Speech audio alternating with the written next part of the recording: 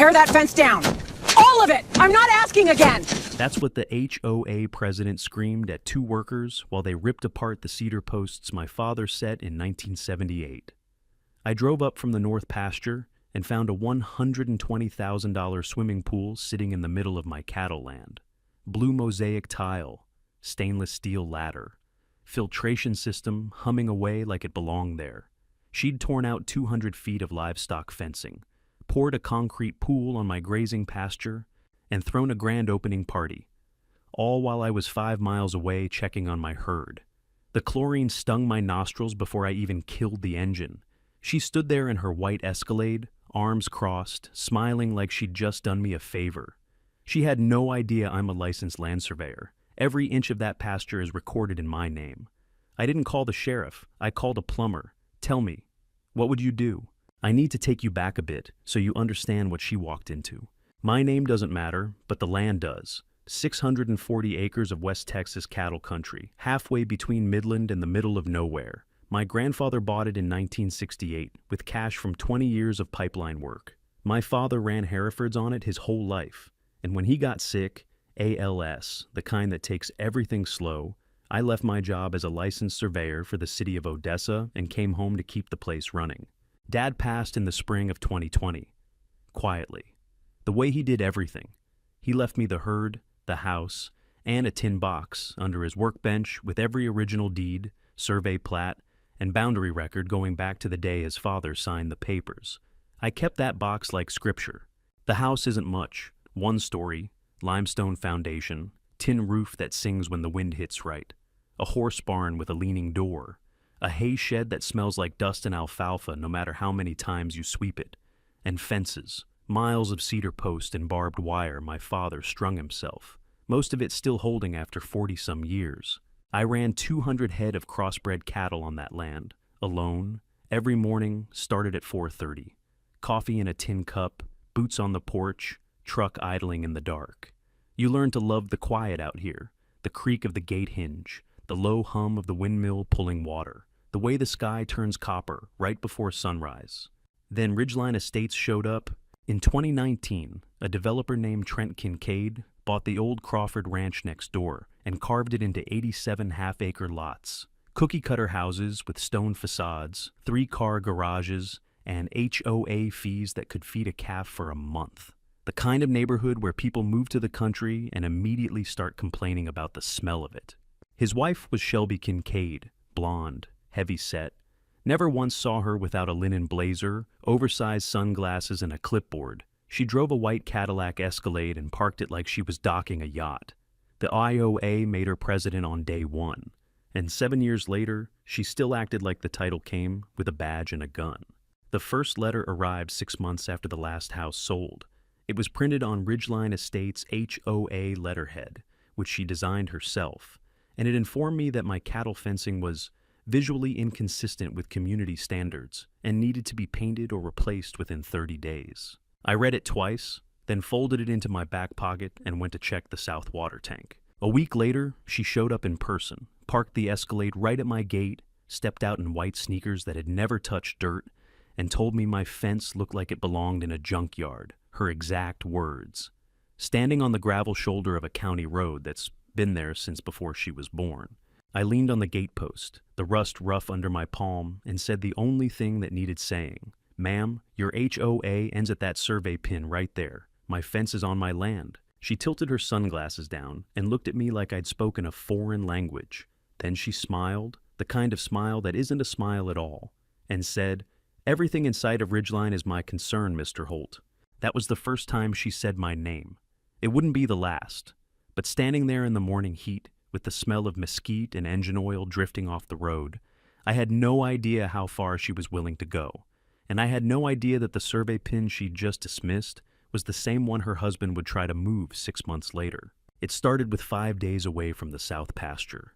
I'd been moving cattle to the north section for summer grazing. 200 head don't relocate themselves, so I spent most of a week on horseback, mending fence, checking water troughs, and sleeping in the line cabin my grandfather built from railroad ties and corrugated steel. No cell service up there, no neighbors, just wind, cattle, and coyotes arguing after dark. On the fifth morning, my phone buzzed the second I hit the ridge where the signal picks up. It was Emmett Dawes, 67 years old, rancher 3 miles east, and the only man alive who still remembered helping my father pour the original corner posts. Emmett didn't call often. When he did, it mattered. "Garrison, you better come look at your south pasture, and I mean right now." I drove the 12 miles in under 15 minutes, dust boiling behind the truck the whole way. When I crested the last rise and looked down at the south field, I pulled onto the shoulder and just sat there. 200 feet of my livestock fencing was gone. Not fallen, not broken, gone. The cedar posts had been pulled out of the ground, the barbed wire rolled up and dragged off site. And sitting right there in the middle of my grazing pasture, where 40 head of cattle had been eating coastal Bermuda 3 weeks earlier, was a swimming pool. Not a kiddie pool, not a stock tank someone painted blue.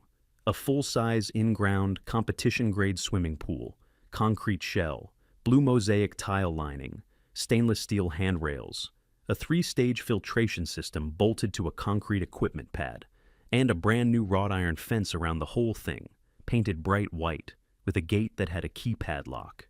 The chlorine hit me before I even got out of the truck, that sharp chemical tang cutting straight through the smell of dry grass and cow manure. It was like walking into a resort lobby in the middle of a hay field. I stood at the edge of what used to be my fence line and stared. The pool deck was poured right over the root system of a mesquite tree my father had trimmed every spring for 30 years. They'd cut it down. The stump was still there, poking through the fresh concrete like a headstone. That's when Shelby Kincaid pulled up in the Escalade. She stepped out holding a clipboard and a Starbucks cup, her sunglasses pushed up on her forehead like a tiara. She walked toward me with the confidence of a woman who had never once been told she was wrong. "Surprise!" She spread her arms wide. "You should be thanking me, Mr. Holt. I just added $50,000 to your property value." I didn't blink. "Who gave you permission to build on my land?" She laughed, actually laughed. "Oh, honey, that's not your land. The HOA boundary extends well past that old fence line. We checked." "Checked with who?" "With the HOA surveyor. My husband arranged it." I looked at the pool. I looked at the stump of my father's mesquite tree. I looked at the 200-foot gap where my fence used to be, and I felt something settle in my chest. Not rage, not panic. Clarity. The kind you only get when someone has made a mistake so enormous that the consequences are already built into it. Because I didn't need to check with anyone. I am a licensed surveyor. I'd walked this boundary with a GPS unit 3 years ago. I knew the exact coordinates of every corner pin, every setback line, and every legal description attached to this parcel. That pool wasn't close to the boundary. It was 47 feet inside my land. But I didn't tell her that. Not yet. I nodded slowly, walked back to my truck, and pulled my camera off the passenger seat. I photographed the pool from every angle. I photographed the missing fence. I photographed the mesquite stump. And I photographed Shelby Kincaid standing next to a $120,000 structure she had just built on someone else's property. She watched me with her arms crossed and that same plastic smile. "Are you done playing detective?" "Just getting started, ma'am." I drove home, sat down at my father's desk, and opened the tin box. The letter arrived 3 days later. Ridgeline Estates HOA letterhead. The same heavy cream paper. The same gold seal she'd probably ordered from a trophy shop. This one was different. It wasn't a suggestion, it was a demand. The HOA was ordering me to remove all remaining livestock fencing within 500 feet of the new community pool because it posed a direct safety hazard to minor children. Attached was something called the Ridgeline Environmental and Safety Standards Policy, 14 pages of rules she'd clearly written herself, citing authority she didn't have over land she didn't own. I set the letter on the kitchen table next to my coffee and read the whole thing, every page. Then I put it in a manila folder, wrote the date on the tab, and filed it with the first letter. Evidence has a way of becoming useful when people forget what they've put in writing. I didn't respond. That was deliberate. In my experience, people like Shelby Kincaid don't handle silence well. Silence makes them louder, and louder makes them careless. It took her 9 days. On a Tuesday morning, a White County truck rolled down my access road, and a code enforcement officer named Dale Winslow stepped out with a clipboard and a look on his face that said he'd rather be anywhere else. He told me he'd received a complaint about unsanitary livestock conditions near a public water feature, specifically animal waste within 100 feet of a community swimming pool. I almost smiled, almost. I walked Dale down to the south pasture. We stood there together looking at the pool, gleaming blue tile, brand new filtration system, surrounded by cattle pasture. Dale looked at the pool, then he looked at me, then he looked at the pool again. "Mr. Holt, whose land is this pool on?" "Mine." He wrote something on his clipboard. "And does this pool have a building permit for this parcel?" "You'd have to ask Mrs. Kincaid about that. She's the one who built it." Dale Winslow drove back to the county office that afternoon, and what he found changed the whole picture. The building permit for the pool, permit number 2024-BP-18447, listed the construction site as Lot 14, Block 3, Ridgeline Estates. That's a half-acre residential lot on the northeast corner of the subdivision. It is not my land. My land is an agricultural tract, a completely different parcel, different tax, ID, different zoning classification. The permit had been filed under the wrong property. Whether that was an accident or something worse, Dale couldn't say officially. But when he told me about it, his eyebrows did the talking. I filed a FOIA request that same week. I wanted the full permit application, the submitted site plans, the surveyor's certification, and any correspondence between Kincaid Development and the county building department. Every piece of paper Trent Kincaid had touched. Here's the thing most people don't realize about building permits. A permit doesn't just authorize construction. It certifies that the applicant has legal authority to build on that specific piece of land. If you submit a permit application for Parcel A, but build on Parcel B, that's not a clerical error. That's fraud. And in most jurisdictions, it voids the permit entirely. Everything built under a fraudulent permit is unauthorized construction, which means code enforcement doesn't fine you and wait. They issue a stop work order and refer the case for criminal review. 2 weeks later, Dale Winslow showed up at Shelby Kincaid's front door with a violation notice. Not for me, for her. The pool was flagged as an unpermitted structure on agricultural land. She had 30 days to respond.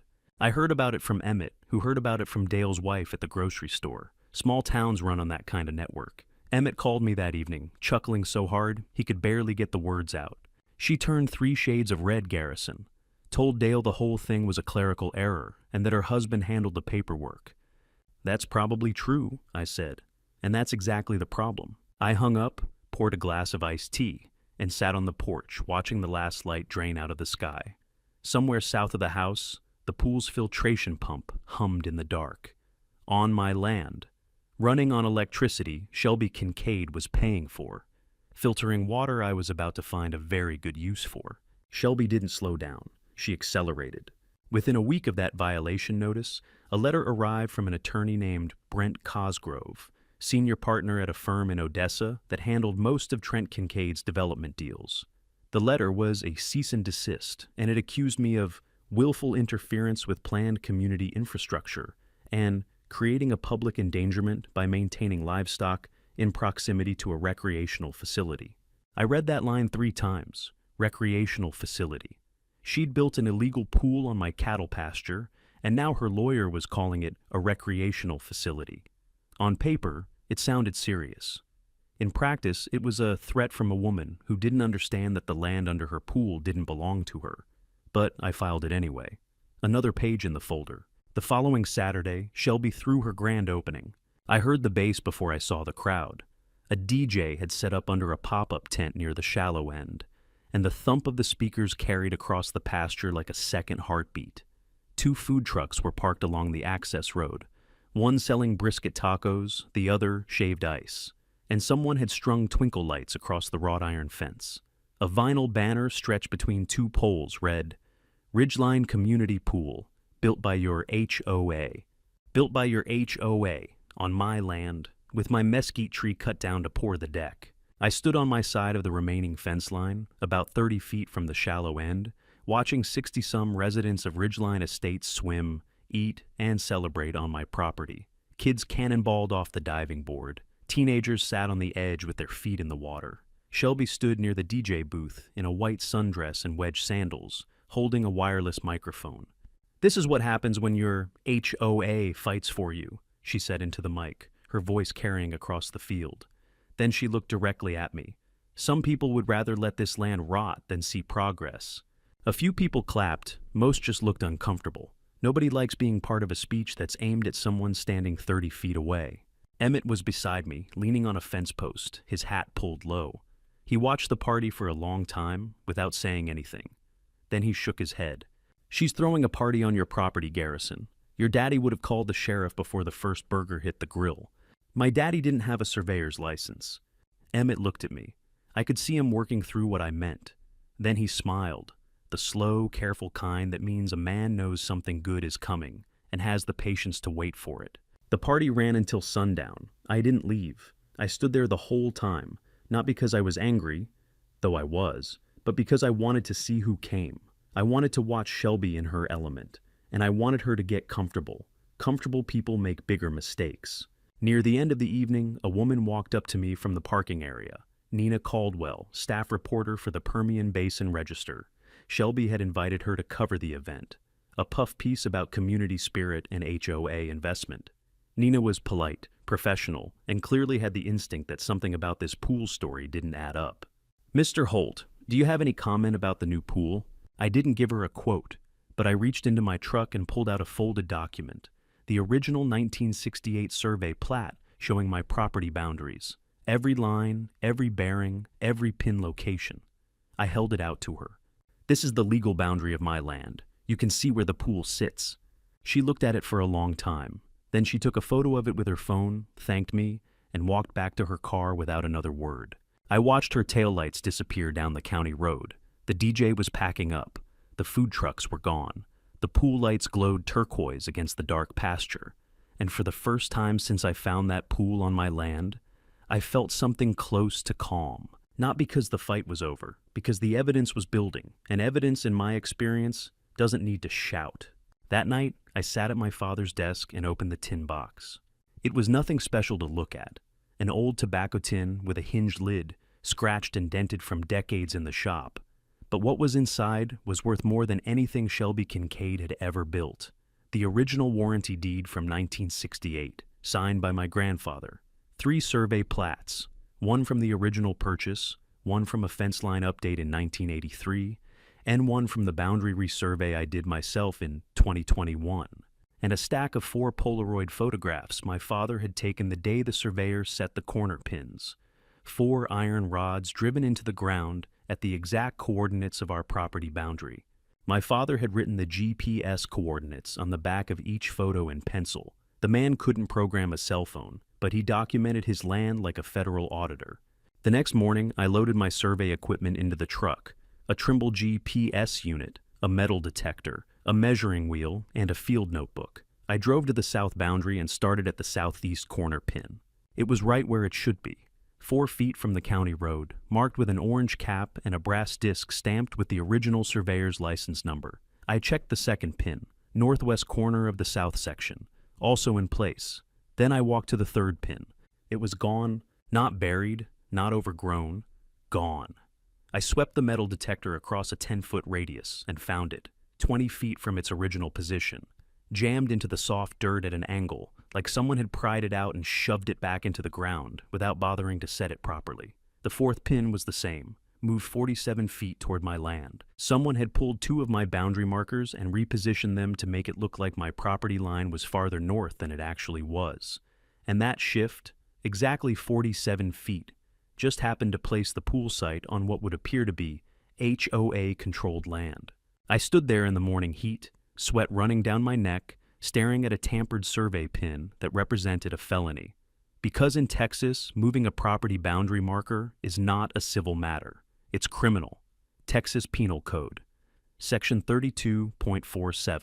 Fraudulent destruction, removal, or concealment of a writing. Applied to boundary markers, it's a state jail felony. 2 years. I drove to the county clerk's office that afternoon and pulled the records. What I found made the hairs on my arms stand up. 6 months before the pool was built, Trent Kincaid had hired a private surveyor to map the boundary between Ridgeline Estates and my property. That survey was completed and paid for, but it was never filed with the county. It was never submitted as part of the building permit application. It simply disappeared. I requested a copy through a secondary record search. When I read it, I understood why Trent had buried it. His own surveyor had confirmed, in writing, with coordinates with a license stamp, that the disputed area was entirely within my parcel. The pool site belonged to me. Trent knew it. He paid for the proof. Then he hid the proof and moved the pins. I sat in my truck outside the county building with the engine off and the windows down. A hot wind pushed through the cab, carrying the smell of asphalt and cut grass from the courthouse lawn. I held the suppressed survey in one hand and my father's Polaroids in the other. Same land, same pins, same truth, 40 years apart. Shelby had the pool, Shelby had the party, Shelby had the lawyer. But I had the deed, the coordinates, the moved pins, and her husband's own survey proving all of it. The power had shifted, and she had no idea. The next call I made was to Ray Salinas. Ray was a real estate attorney out of Midland, 44 years old, quiet, sharp, and known in 3 counties for winning land disputes that bigger firms wouldn't touch. He wasn't flashy. He didn't advertise. You found Ray by asking the county clerk who you'd hire if someone tried to steal your ranch. His name came up every time. I drove to his office on a Wednesday morning, set the tin box on his desk, and laid out everything. The deed, my survey plats, the moved pins, the fraudulent permit, the suppressed survey, and photographs of the pool sitting in my pasture. Ray looked through the stack without speaking. When he finished, he leaned back in his chair and rubbed his jaw. Garrison, this isn't a civil dispute. This is criminal fraud. Trent Kincaid moved your boundary markers, hid a survey he paid for, filed a building permit under a false parcel number, and built a $120,000 structure on your land. You've got him on at least 3 charges. I know. You also know that pool is now legally yours. I did know, but hearing it from a licensed attorney was different. Under Texas property law, any fixture, meaning any structure permanently attached to the land, belongs to the landowner, not the person who built it. A pool poured into the ground is about as permanent as it gets. Shelby Kincaid had spent $120,000 building me a water feature. Ray and I built the strategy in that same meeting. Step 1. File a certified boundary survey with the county, establishing the legal property line beyond dispute. Step 2. File a criminal complaint with the sheriff's office regarding the moved boundary markers. Felony under Texas Penal Code 32.47. Step 3. File a formal complaint with the county building department regarding the fraudulent permit. Built on Parcel A, permitted on Parcel B. But Step 4 was mine. I called a plumber named Hank Overstreet the next morning. Hank had done work on my stock tanks before. A solid guy who welded pipe like a surgeon and didn't ask unnecessary questions. I told him what I needed. A PVC line running from the pool's recirculation system to 4 livestock watering troughs positioned along the south fence line. I also needed a carbon filtration unit inline to strip the chlorine before the water reached the troughs. Safe for cattle, legal on agricultural land, entirely within my property. Hank looked at the pool, looked at the cattle pasture, and looked back at me. You want me to turn an HOA swimming pool into a stock watering system? That's exactly what I want. He grinned so wide I could count his fillings. We worked through the night, Hank and me, and 200 feet of 2-inch PVC, 4 brass gate valves, a carbon filter housing, and enough pipe cement to glue together a small refinery. The connections were tight. The flow was gravity-fed from the pool return line, and by 3 in the morning, the system was pressurized and holding. I opened the main valve at 5 a.m. Water moved through the PVC in a low, steady rush. I could hear it inside the pipe, that smooth hydraulic whisper you learn to recognize after years of working irrigation. It traveled down the gentle slope of the south pasture, branched at 2 T-fittings, and poured into 4 galvanized steel troughs I'd positioned along the fence line. By 6, the first cows had found the water, then the second group, then the rest. 200 head of crossbred cattle lined up at gleaming steel troughs, drinking cool filtered water pumped directly from a $120,000 mosaic tile swimming pool. I sat on the top rail of the fence with my coffee and watched the sun come up over the pasture. The pool's surface rippled in the morning breeze. The filtration pump hummed, the cattle drank. And somewhere inside, a white Cadillac Escalade parked 2 miles east. Shelby Kincaid was about to have the worst morning of her life.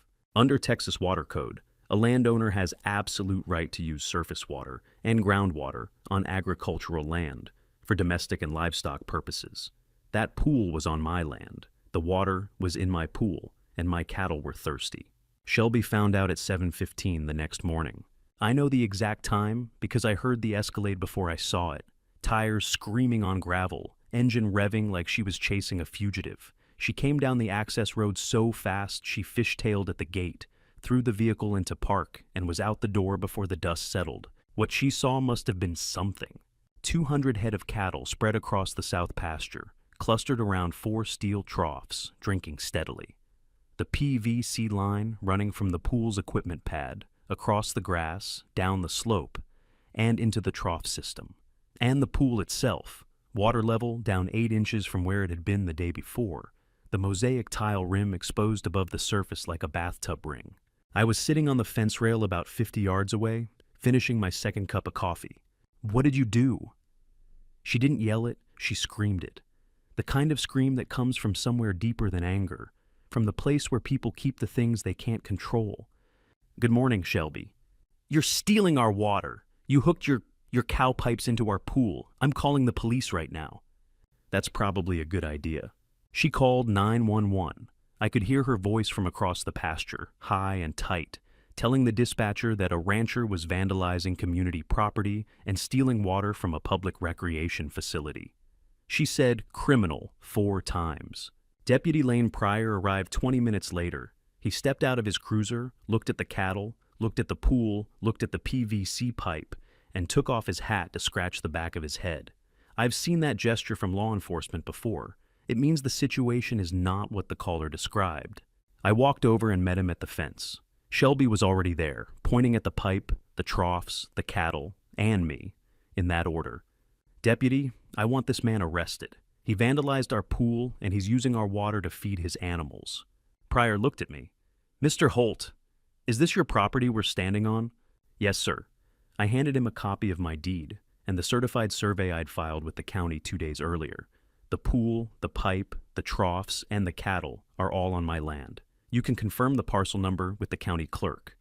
Pryor read the survey. He looked at the deed. He walked to the pool, checked the equipment pad, followed the PVC line with his eyes, and came back to where we were standing. Then he pulled out his radio and called the county clerk's office to verify the parcel records. It took 3 minutes. I could hear the clerk's voice crackling through the speaker, confirming that the pool's physical location matched my agricultural tract, not Lot 14 of Ridgeline Estates. Pryor put the radio back on his belt and turned to Shelby. His face was professionally neutral, but his voice had the kind of careful flatness that cops use when they're trying not to say what they're actually thinking. "Ma'am, according to county records, this pool is situated on Mr. Holt's property. I can't cite him for using a structure on his own land." "That's impossible. My husband built that pool for the HOA. We spent $120,000. Then you might want to talk to whoever told you it was okay to build it there." Shelby stood frozen. Her mouth opened, but nothing came out. For the first time since I'd met her, she had no clipboard, no letter, no policy document, no attorney's name to throw around. Just a deputy sheriff telling her, in the gentlest possible terms, that she'd built a fortune on someone else's dirt. Pryor tipped his hat to me and drove off. Shelby got back in the Escalade and sat there for a full minute without starting the engine. Then she pulled out her phone. By noon, her Facebook post was live, all caps. "Our pool is being sabotaged by a rancher who refuses to respect community standards." Within 2 hours, it had 114 comments. Most of them were on her side, but buried in the thread, one question from a resident named Craig kept surfacing like a splinter. "Wait, whose land is the pool actually on?" Nobody answered him, but everybody read it. Trent Kincaid came to my door on a Thursday evening. I hadn't met him face to face before. I knew his name from property records, from the suppressed survey, and from the building permit he'd filed under the wrong parcel. But the man himself was a first. He pulled up in a black Ram 3500, the kind with chrome everything and a bed that's never hauled a bale. He stepped out in pressed khakis and a polo shirt, like he was arriving at a country club instead of a cattle ranch. He was taller than I expected, thick through the shoulders, with the kind of confidence that comes from decades of getting what he wants. He didn't look nervous. He looked like a man making a business call. "Mr. Holt, I think we got off on the wrong foot here. Mind if we talk?" I leaned against the porch post and gestured for him to stay where he was. He did. "I'll make this simple," he said. "That piece of land where the pool sits, I'd like to buy it. We'll do a clean title transfer and you can name a fair price." "What's fair?" $40,000. That piece of land was worth 3 times that on the open market. And that was before someone poured $120,000 of pool into it. He knew it. I knew it. The offer wasn't a negotiation. It was a test to see if I was the kind of man who'd take a fast check and walk away. "No, thank you." His jaw tightened. Just a twitch, but I caught it. "Garrison, can I call you Garrison? I've been developing property in this county for 22 years. I've got relationships with every commissioner, every inspector, and every judge in the district. You don't want to turn this into a fight you can't win." "I appreciate the advice, Trent, but I've lived on this land my whole life. My father lived on it before me, and my grandfather before him. I'm not selling a 1/4 acre of it to the man who moved my boundary pins." Something shifted in his face. The polished friendliness drained away, and what was underneath was harder than I expected. He stared at me for a long moment, then turned and walked back to his truck without another word. That was Thursday. On Sunday night, at 2:14 a.m., my security camera triggered. I'd installed 4 cameras after the pool appeared, one on the equipment pad, one on the PVC line, one covering the south fence, and one with a wide angle on the watering troughs. The motion alert woke me from a dead sleep, and I opened the feed on my phone before my feet hit the floor.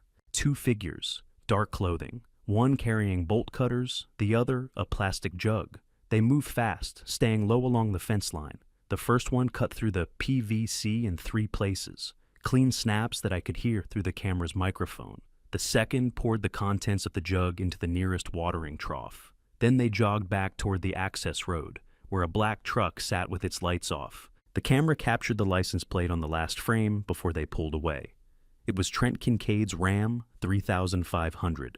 I called Dr. Glenn Prescott, the large animal vet out of Crane, before sunrise. He drove out and tested the water in all 4 troughs. 2 tested positive for a commercial herbicide. Not enough to kill the cattle, but enough to make them sick. 4 head showed signs of mild toxicity by mid-morning, refusing feed, standing with their heads down, one stumbling at the trough. Glenn treated all 4. They recovered within 48 hours. But the damage was done, just not the damage Trent intended. I drove the camera footage and the lab results to Deputy Pryor's office that afternoon. Criminal mischief under Texas Penal Code, Section 28.03. Property damage, animal cruelty under Section 42.09. Criminal trespass at night. Pryor watched the footage twice, paused it on the license plate, and looked up at me. "That's Kincaid's truck." "Yes, sir." The sheriff's office opened a formal investigation that day, and 3 mornings later, Nina Caldwell published her story. Front page of the Permian Basin Register. The headline read, "HOA President's Pool Built on Rancher's Land. Boundary Fraud Alleged."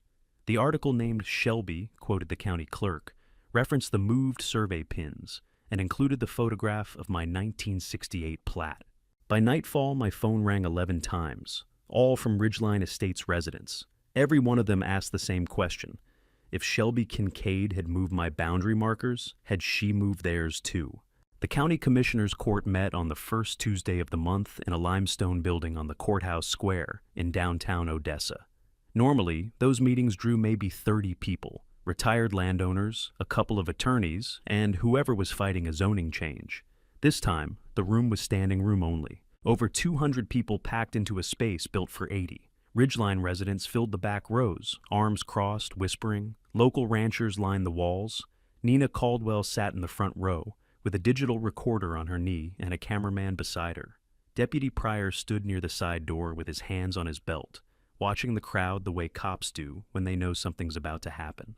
I wore a clean shirt, pressed jeans, and my good boots, the ones I keep for funerals and court appearances. I carried a leather folder with 9 tabbed sections.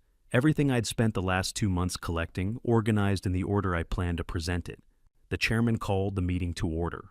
I was on the agenda under Citizen Comments, Land Use Dispute, South Tract, Holt Property. He gave me 15 minutes. I used 12. I started with the deed. I put the 1968 warranty document on the projector screen. showed the legal description, the parcel boundaries, and the original survey. Then I overlaid my 2021 GPS survey, the one I'd completed myself, with coordinates accurate to 1/10 of a foot. The boundaries matched to the inch. Then I showed the pool, aerial photographs, ground-level photographs, construction photographs pulled from Shelby's own Facebook page where she'd posted progress updates during the build. Every image geotagged, every one of them confirming the pool sat 47 feet inside my property line. Then the pins. I put the Polaroids on the screen. My father's 1968 photographs of the boundary markers in their original positions, with GPS coordinates written on the back. Next to them, I showed my own photographs from 3 weeks ago. 2 of the 4 pins pulled and relocated 47 feet south. Same pins, same iron rods, different locations. Then the permit. I showed the building application filed by Kincaid Development, listing Lot 14, Block 3, Ridgeline Estates as the construction site, and I showed the actual location of Lot 14 on the subdivision plat, a half-acre residential lot on the northeast corner of the subdivision, nowhere near the pool. I let that sit for a moment. The room was silent.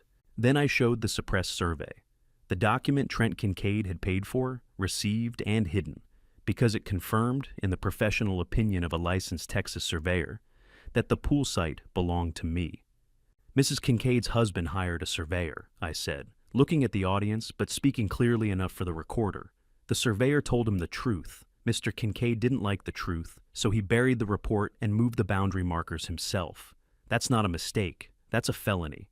Shelby stood up in the middle of the room. Her voice was shaking, but she was still fighting. This is a misunderstanding. My husband's surveyor made an honest error. The boundary was ambiguous. The boundary was never ambiguous, ma'am. It was surveyed, recorded, and monumented. Your husband paid to confirm it, then he altered the evidence. The chairman asked if anyone had a response. Shelby's attorney stood up, started to speak, and then sat back down. He had nothing. You could see it in the way his hands went flat on the table. Then I played the video, the security camera footage from Sunday night. 2 men cutting my PVC lines and pouring herbicide into my watering troughs. Trent Kincaid's face was clearly visible. His license plate filled the last frame. Deputy Pryor stepped forward from the side door. He walked through the crowd without hurrying. He stopped in front of Trent Kincaid, who was sitting in the 3rd row next to Shelby, and read the arrest warrant aloud. Felony boundary fraud, criminal mischief, animal cruelty, trespass. The sound of handcuffs locking is a specific kind of metal-on-metal click, sharp, final, unmistakable. The room went dead silent. Then someone on the rancher side of the aisle started clapping, slowly. Then others joined, not a roar. Just a steady, firm applause from people who knew what it meant. Shelby collapsed into her chair, mascara running, clutching her clipboard like a life vest. The commissioners voted 4-1. The pool was to be removed within 90 days at the HOA's expense, or title to the structure would transfer permanently to me as the landowner. They asked me on the record which option I preferred. I leaned into the microphone. I'll keep it. My cattle seem to like it. The civil suit settled 4 months later. $185,000, covering fence replacement, cattle veterinary costs, lost grazing time, land damage, and legal fees. Shelby and Trent's insurance company wrote the check. Their premium went up by 400% the following quarter. Insurance companies don't like clients who commit felonies on other people's land. Trent Kincaid was indicted on 3 counts: felony boundary fraud, criminal mischief, animal cruelty. His trial was set for the spring. His attorney filed for a plea deal, but the DA wasn't in a generous mood. Not after Nina Caldwell's article made the front page of every regional paper between Midland and El Paso. Trent was looking at 2 to 10 years. He posted bail and moved to a rental in Lubbock. Shelby went with him. The HOA held an emergency election 2 weeks after the commissioners' meeting. Shelby Kincaid was removed as president by a vote of 79-4. The 4 who voted for her were her book club. The new board's first official act was to hire an independent surveyor to verify the boundary lines on every lot in Ridgeline Estates. 12 homeowners discovered discrepancies in their deeds. 12 families who might have spent years fighting a boundary they didn't know was wrong. As for the pool, it stayed right where it was. I didn't drain it. I didn't fill it in. I didn't even take down Shelby's wrought iron fence. I repainted the sign on the gate. It now reads, Holt Ranch, Livestock Watering Station. Hank Overstreet came back and upgraded the PVC system with UV-resistant pipe and a better carbon filter. The County Ag Extension Office actually called me to ask how the setup worked. Turns out, recycling treated water through carbon filtration for livestock use was efficient enough that 2 other ranchers in the county adopted similar systems for their stock tanks. Not from stolen pools, but the principle was the same. I used part of the settlement money to establish the Holt Agricultural Heritage Fund, a nonprofit providing free legal assistance to ranchers and small landowners facing encroachment from developers or HOA overreach. The first case the fund took on was a widow in Pecos County whose neighbor had moved a fence line onto her winter pasture. Same trick, different county, same result. Emmett Dawes stopped by on a Saturday afternoon about a month after everything settled. He leaned on the top rail of my fence and watched the cattle drink from the troughs. The pool glimmered in the background, turquoise tile catching the late sun. A mockingbird was going through its whole catalog on the fence post behind us. Your daddy would have loved this, Emmett said. He would have done it faster. Emmett laughed. A real laugh, the kind that shakes a man's shoulders. He pulled 2 bottles of Shinerbach from a paper bag and handed me one. We clinked the necks together and drank without saying anything else for a while. That evening, I sat on the porch and watched the sun drop behind the west pasture. The sky went copper, then violet, then that deep navy blue you only get in West Texas when the air is dry and the wind is still. I could hear the cattle settling for the night. Low sounds, comfortable sounds. The sounds of animals that have water and grass and nothing to be afraid of. I thought about my father, about the tin box, about the fact that he kept every piece of paper, every survey, every photograph. Not because he expected trouble, but because he understood that land is only yours if you can prove it. Shelby Kincaid never understood that.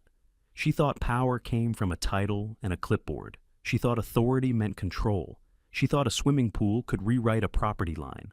And in the end, the only thing she built was someone else's water system. If you've got an HOA nightmare of your own, drop it in the comments below. I read every single one. And if this is your first time here, hit that subscribe button because the story coming next week. The HOA president didn't just cross a property line. She crossed a decorated combat veteran, and she picked the wrong 4th of July to do it. You know what got Shelby Kincaid in the end? It wasn't the beauty. It wasn't the commissioners.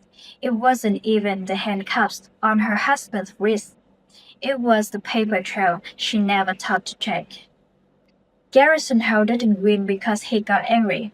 He won because he stayed quiet, kept records, and let the other side keep making mistakes. Every letter she sent, he fired. Every twist he made, he documented. Every time she pushed harder, he measures the distance between her confidence and the truth, and that distance kept growing. The real lesson here is simple. Land is only yours if you can prove it. And authority is only real if it's earned. Shelby had a clipboard, a title, and a belief that volume equals power. Garrison had a tin box full of this, a surveyor's license, and the patience to wait until the truth did the work for him. If you ever deal with someone who confuses a position with a personality, drop your story in the comments. I read every single one. And if you're new here, hit subscribe, because next time the HOA president calls a decorated combat veteran on the 4th of July, that one gets loud. I will see you there.